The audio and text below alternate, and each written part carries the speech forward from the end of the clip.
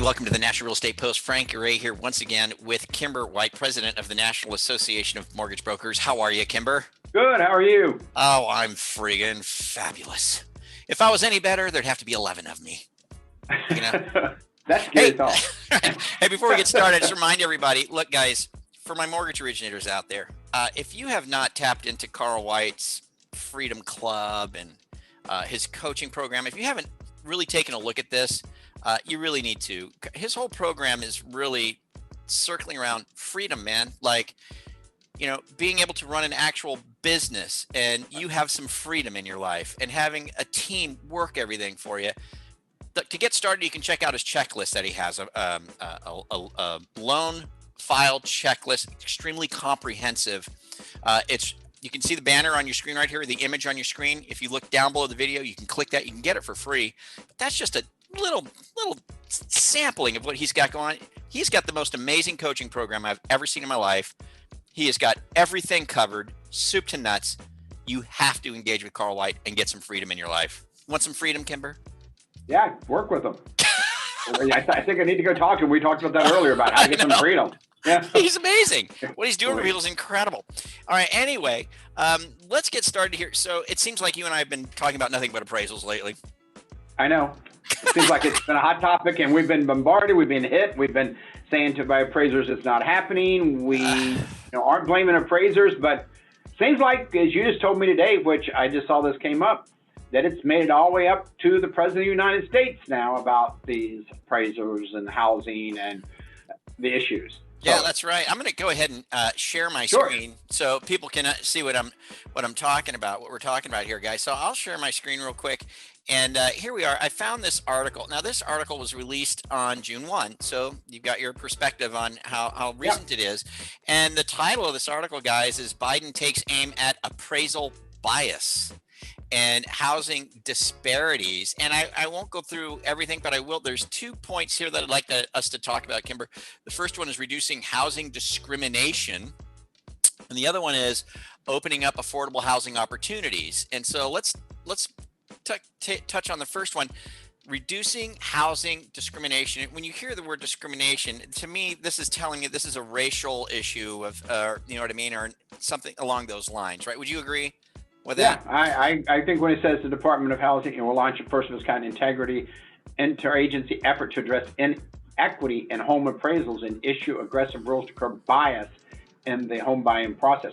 It's a racial or issue that they're talking about, or a biased issue that definitely disparate impact the discrimination.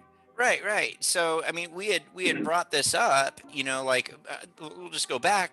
Something had happened in your actual office where a comment was made by an appraiser. The people that were in the home when it was being appraised felt uncomfortable, felt it was a race-based comment of some sort. And, you know, then we had an appraiser on board, Mark Scapp. He's a good guy. And he said, you know, hey, man, this can happen in any industry. I mean, it's just not, you know, but anybody can make these comments. But we had said, you know, it seems like we're hearing this more and more. But here we are looking at this, and it looks like, well, apparently the President of the United States thinks it's a problem now, too. Yeah, it does. And I still think that there is some discrimination there. I don't know that it's, you know, widespread, but I think there is some discrimination. I think you also have to look at the inequalities in the neighborhoods, which I think when people say that also, that, you know, a house that sits in what neighborhood, because the neighborhoods haven't had, and this article actually addresses the inequalities in the communities. We won't go into that, but it does address putting money into the communities to help rebuild them and rebuild the communities.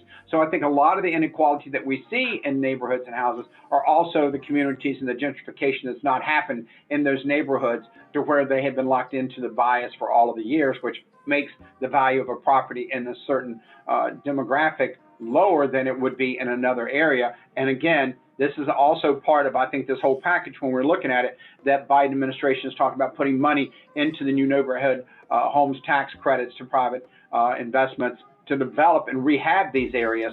So I think it's a combination of everything, but I do think that there is disparity in it, and that needs to be brought out to light, and it has been. Well, yeah, you're hitting it on the head. And for our appraisers out there that have been tuning into us lately because we've been talking appraisals here and there, again, we're just bringing up what we're seeing, right? So don't shoot the messengers, but just be.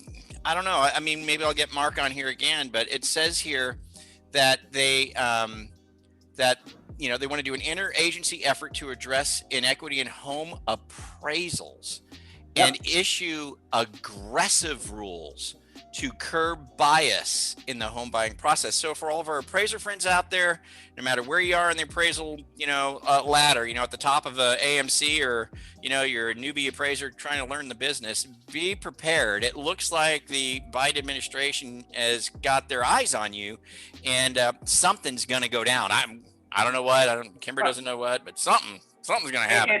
And I think you have to understand when you're looking at that it is an issue that needs to be addressed, and we need to not take lightly. And I think the big part, if you go back up there real quick, it won't take a lot of time, but on the top when it says the inequity in home appraisals, I think, again, I'm going to go back there and say, a lot of times it's not the prejudice and the bias of the race or the ethnicity or the sexual orientation. It is a lot the neighborhoods. It's a lot the areas. And I think there is a minority group of what you're saying, the appraisers that are like that probably. But I think when you look at the inequality and the inequity, a lot of it has to do with the neighborhoods and the areas that it's in there. And I think that's why this is being addressed, bottom line. But be prepared. I'm curious what's going to happen. I think Nam's going to get on, and I'm going to go, when I leave here, I'm going straight to our lobbyists and say, Roy and Mike, our two lobbyists, and say, hey, what's going on? Figure out what they want, what they're looking at, and where they get this from. It would be nice to do that and then get some information. We'll bring it back. That would be, back on the show. The other thing too that you touch base on here, and I'll stop sharing my screen because I know you guys are probably tired of looking at the little images of us, but open up affordable housing opportunities. This is something the Biden administration is planning on doing. And they say here, a neighborhood homes tax credit to attract private investment in the development and rehabilitation of affordable homes for low and moderate income buyers. Additionally, a new $5 billion program called the Unlocking Possibilities Program will provide funding to cities that reduce barriers. I like this. They'll provide this funding to cities that reduce barriers to producing affordable housing. And I do like this piece here because hey, we've been saying it, everybody knows it.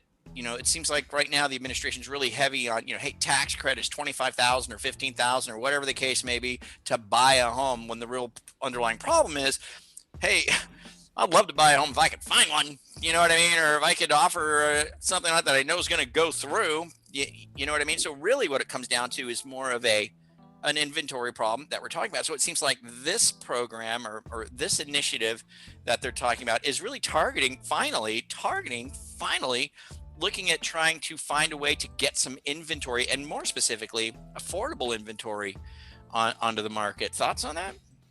I think that's exactly what it's trying to do. We talked about that as how you're going to get people money to buy homes when there's no homes to buy. I mean, it's great. Give me money, but I can't buy a home because there's nothing to buy. I mean, South Florida alone, 5,600 homes in a 3-county area is what is for sale. 5,600 in 3 counties in South Florida. That's it. Give us perspective on that. What is it normally, like 15,000 or something? It's usually about 15,000 above. So technically 3.5% of all homes that normally are for sale. 3.5%, the lowest in the history. So we've got to do something. We want people to buy homes, but we can't get them to buy homes when there's no inventory. There's nothing. Right. What he's saying, and then the people that the first-time buyer, we've got the programs, that they're refinancing 125% of the median income now for the HUD.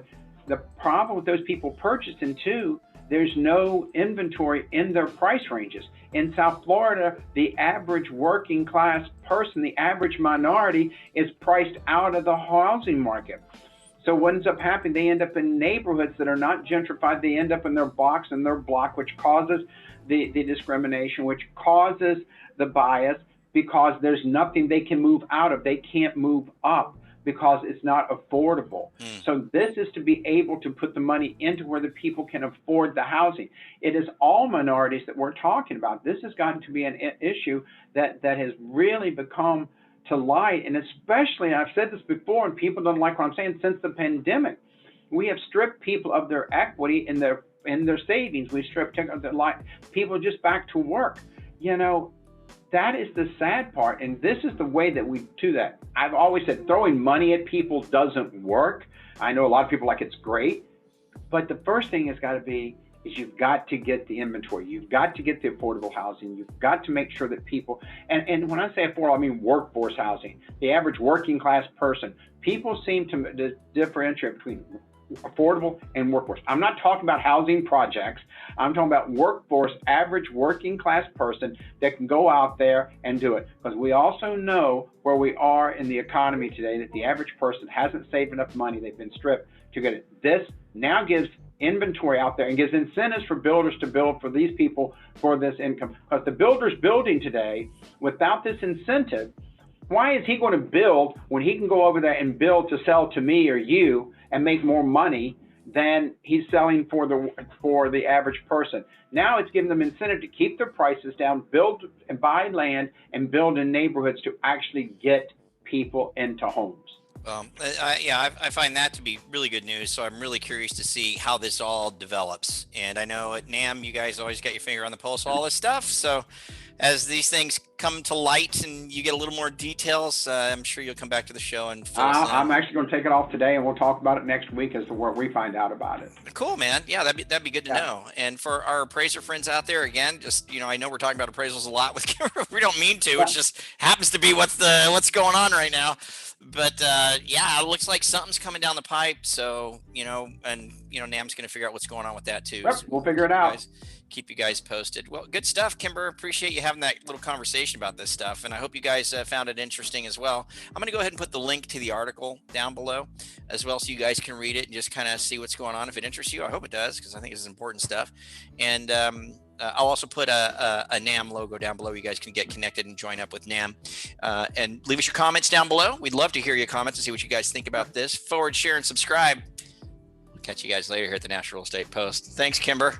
Thanks, Frank. All right, you guys have a good one. We'll see you later.